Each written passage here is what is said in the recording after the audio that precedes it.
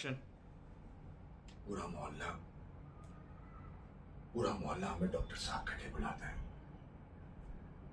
हर माँ बाप अपनी सबसे कीमती चीज अपनी औलाद हमें सौंप कर जाते हैं, इस विश्वास से, इस भरोसे से कि उन्हें कभी कुछ नहीं होगा।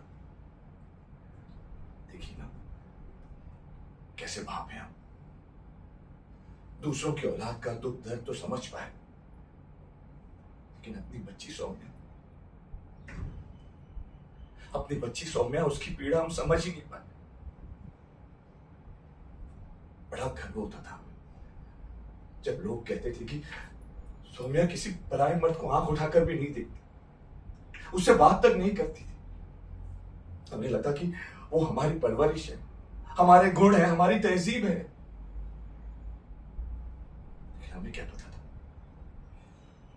पता था जिसे हम अपना गुण समझ रहे हैं, अपनी तहजीब समझ रहे हैं, वो हमारी तहजीब नहीं बल्कि सौम्या का ट्रॉमा है, जिसके साथ वो इतने सालों से हर पल हर घड़ी अकेली जी रही है।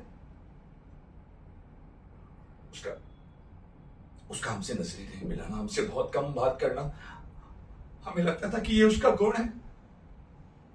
कैसे बाप है हम, कैसे बाप है हम। अपनी बच्ची को समझ ही नहीं पाए कि ये उसका गुण नहीं बल्कि उसका सर्वाइवल मैकेनिज्म था।